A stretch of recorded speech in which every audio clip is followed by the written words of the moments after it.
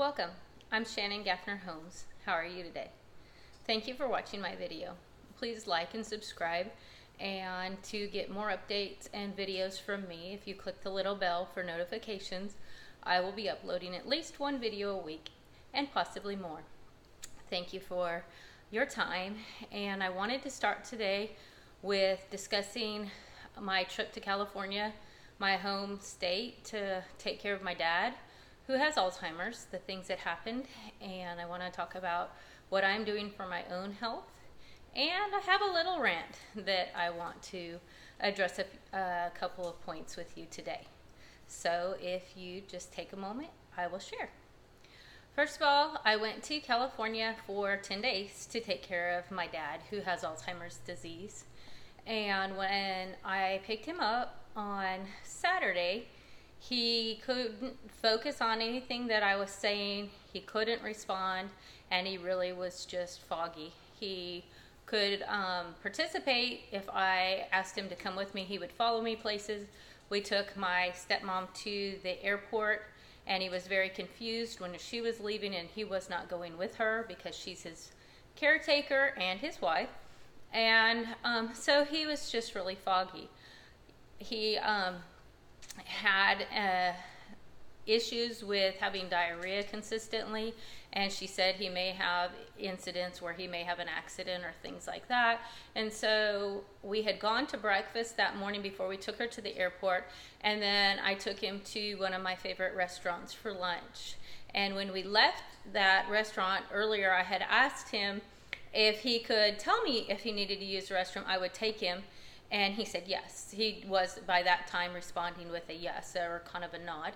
And when we left lunch, I was driving back to their house, and I looked over, and he had this horrible look on his face. And I knew immediately that he had to go to the bathroom then.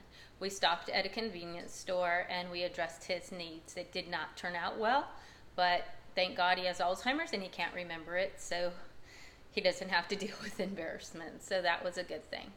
When my stepmom told me the routine and the medications that he needed and the things that he did on a daily basis, I was rather sad and shocked to find out that she was telling me that every night she gives him a bowl of ice cream, and that every morning she had him take Allegra because his nose runs, and she has him take Imodium to help with his issues with diarrhea.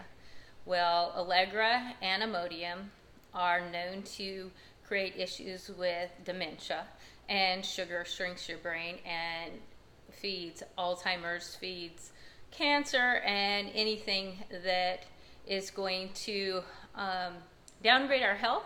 Sugar is the number one culprit, and there's lots of research that proves that. So immediately I was just horrified because she had been complaining that from his neurological appointment with his neurologist in March to May that he had gone down drastically.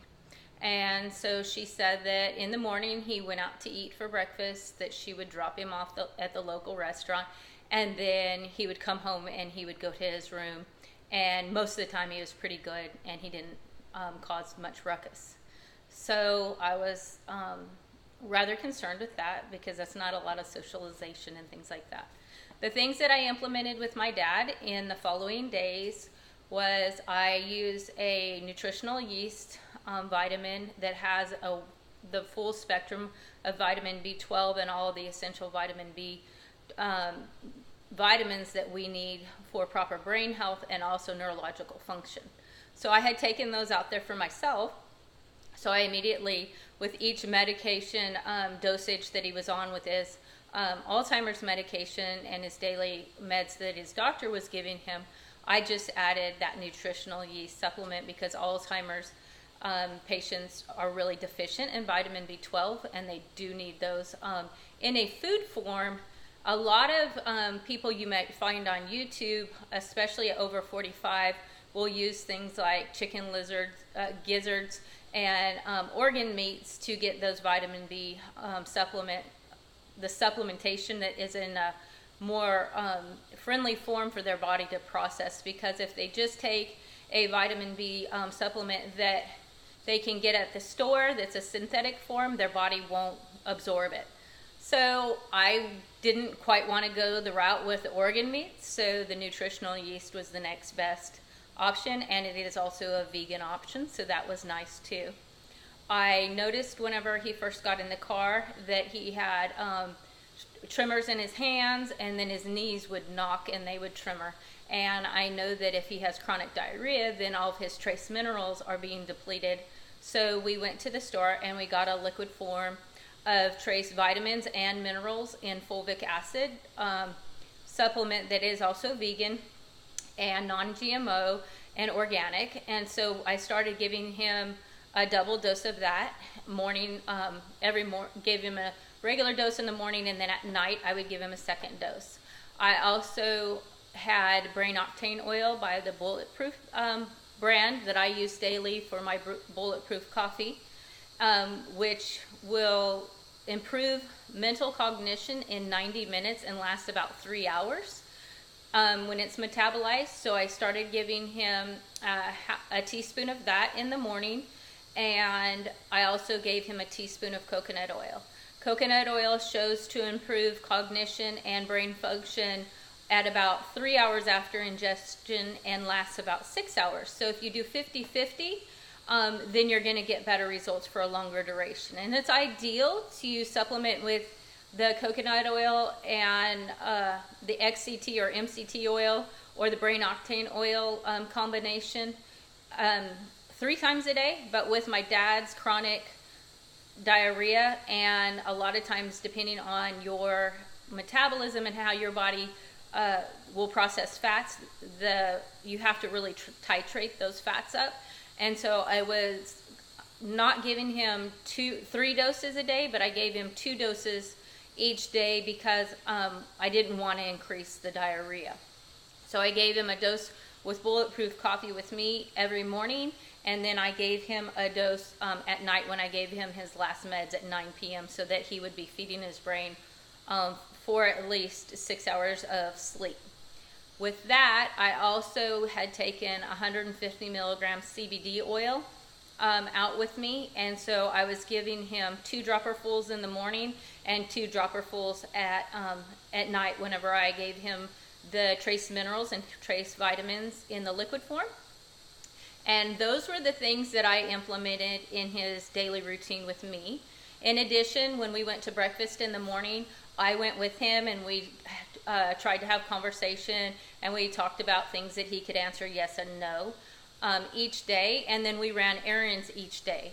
So we were out walking around. If we didn't run a lot of errands or have an outside exercise source, we would go for a walk that lasted 30 minutes, and it was a brisk walk to increase the circulation in the blood to his brain. And on Sunday, after we had gotten there, it was my grandmother's 95th birthday party, and she chose to have that hosted at a roller skating rink. And when we got there, my dad asked if he could roller skate, and I said sure, because they had some little walker PVC apparatuses that would help people that were unstable. He had earlier in my childhood, in his 30s, he had been on a league where he actually raced roller skating, so he was familiar with it. I just made him promise that he wouldn't fall, because I did not want to cause any drama with my stepmom or get in trouble for hurting him.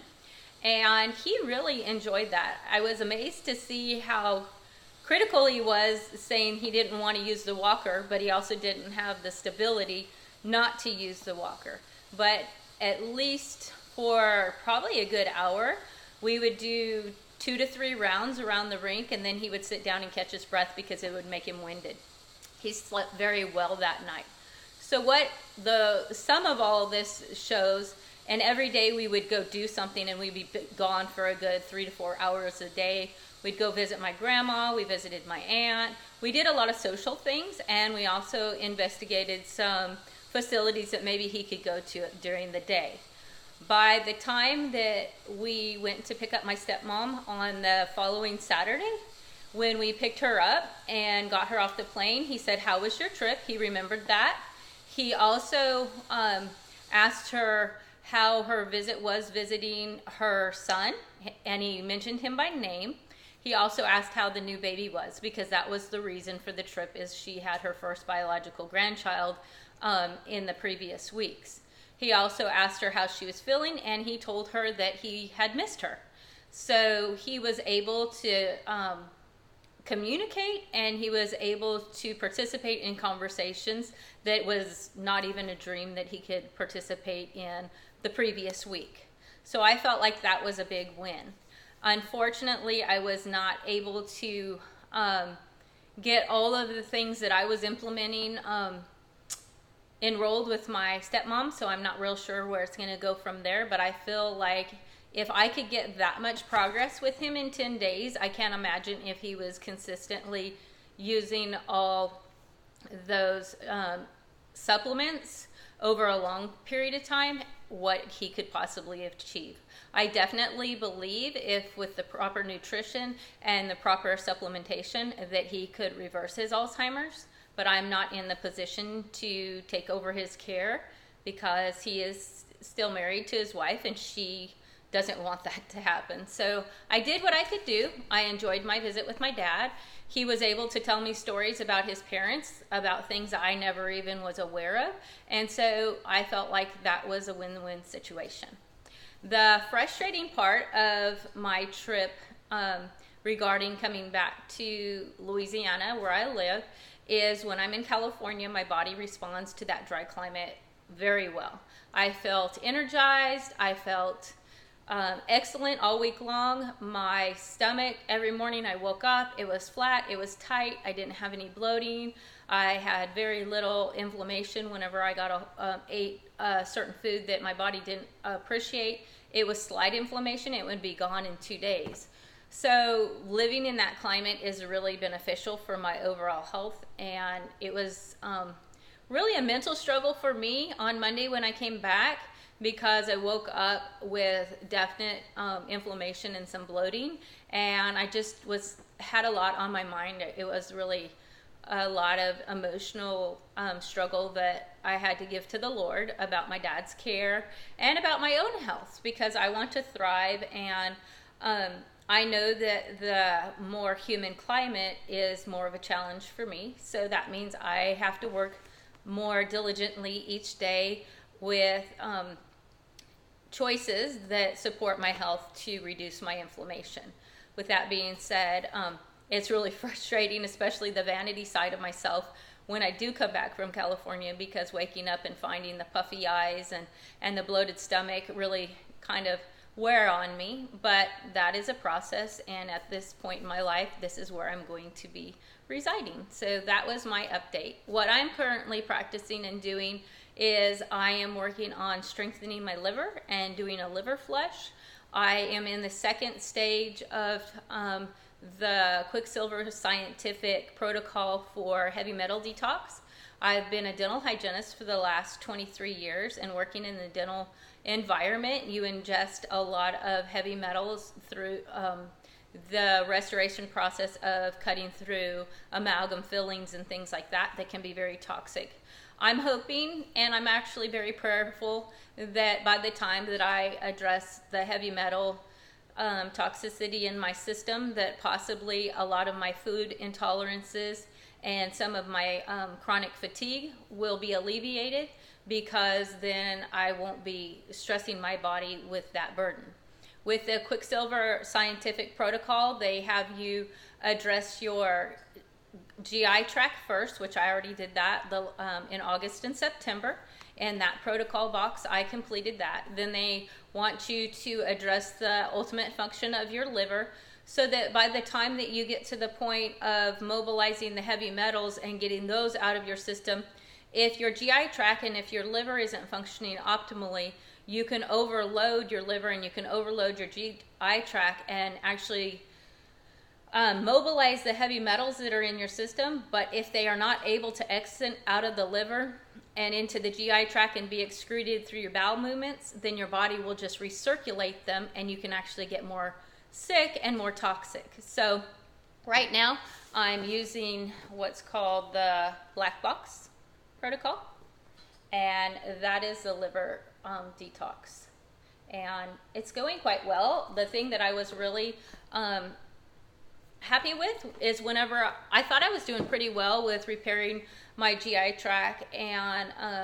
supporting it with my protocol for the gluten intolerance and the non-celiac gluten intolerance. I thought I was doing quite well with all the choices I was making, but whenever I actually implemented the GI protocol from Quicksilver, it addresses parasites, infections, and anything that's not ultimate health of your GI tract.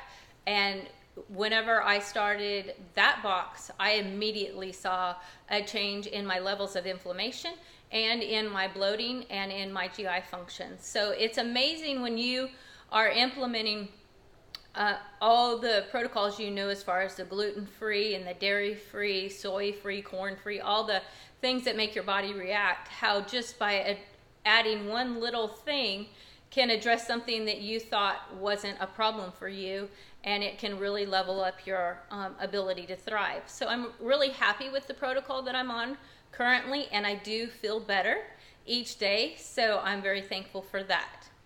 And finally, I wanted to come on because my very first patient on Monday morning really just set me on fire. It really put me into the state of wanting to rant. I was just dismayed by what was coming out of his mouth, and I was really frustrated at the overall attitude that he brought to the situation. So I sit him down, and he comes in every 3 months because of the health of his mouth to try to maintain the infection in his mouth called periodontal disease. And he tells me, because he knows this is the first time that I'm going to be working on him because I'm new in that practice and I have not worked on him before, he says, every dentist I've been to and every hygienist I've been to, we've worked on my mouth and I get this huge calcium buildup. No matter what I do, I brush twice a day and I floss, and they've just told me this is the way it's gonna be. And I said, okay.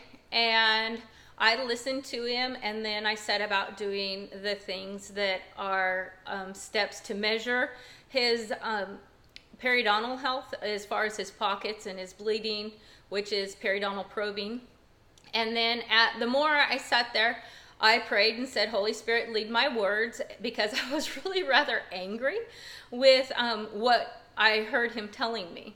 And I said, the one thing I'd like to do is I'd like to work as a team with you. I want to give you tips to improve what you do at home, and then when you come in, we'll evaluate how successful you have been, and then we can adjust those things that you have implemented in the previous 3 months, and each time we can level up the health of your mouth. I am sorry that the message you've gotten in the past is that there's nothing more that you can do regarding your health, because there's always something you can do. And that was the biggest thing that was just aggravating me, is his attitude that I just have to accept this and there's nothing I can do to improve my health. Obviously, he was invested because he was making the investment to come in every 3 months, where your insurance carrier is going to pay on average every 6 months. So that already showed a level of concern and value that he put in his health. But then to just throw his hands up and say, oh, I don't have any other control about this situation.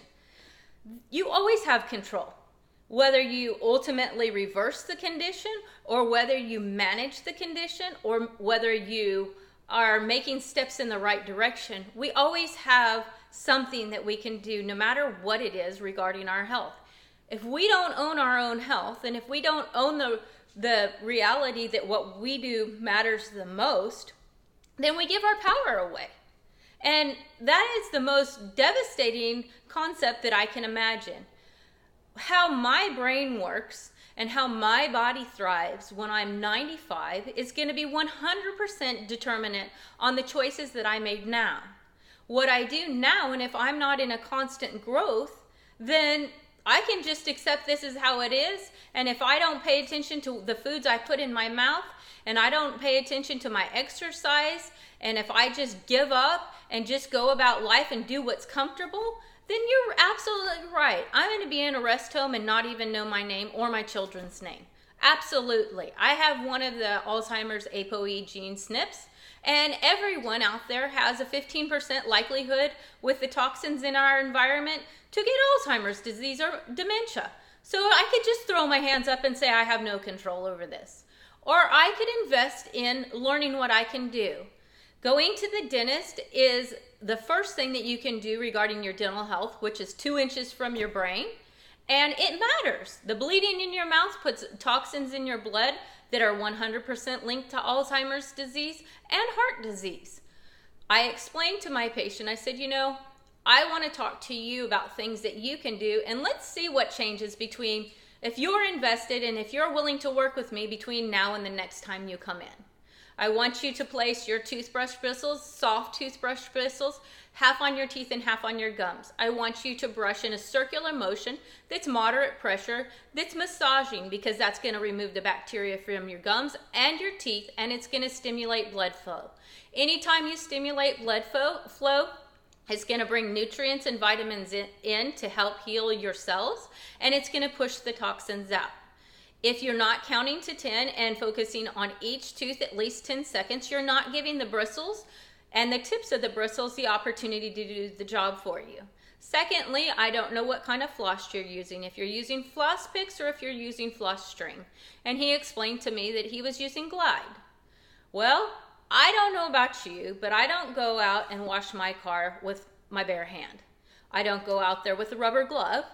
If I'm going to wash my car, I'm going to take a old t-shirt, a sponge or a brush, or a chamois, because I know those things are the things that are going to disturb the dirt. It's no different in our mouths. I said, I really want you to go and invest in some waxed floss, some dental tape, something that's textured. And I want you to wrap that floss around the side of the tooth in a C shape and go up and down 3 or 4 times on each tooth.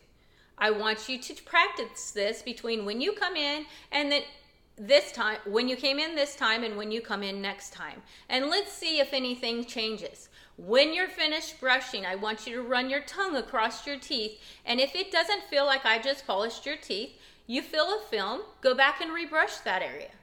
And I said, let's see what we can do between now and the next time you come in. It's little tweaks, whether it's your dental health, whether it's your physical health, or whether it's your mental health, your spiritual walk, or your exercise plan. There's always a little change that you can do. And with all the information on YouTube, online, on web searches, yeah, some of it's not going to be worth the darn, but I promise you, if you ask the Holy Spirit to lead you and then you honestly search and see what you can do for the goals that you have for your future, I promise you there's always a change that you can make and you'll always move in a forward direction. Please, please, please don't give your power away. It's your body. It's the only one you're ever going to have, and it's forever until you're dead. You can either thrive or you can just go about your day and let be what is going to be. And you're probably going to be painful, you're going to probably be exhausted, and you're going to probably be fatter than you want to be. Please don't give that power away. There is always something you can try. There's always something new that you can do to learn more to protect your body. Please like, share, and subscribe, and I will see you next week. Thank you so much.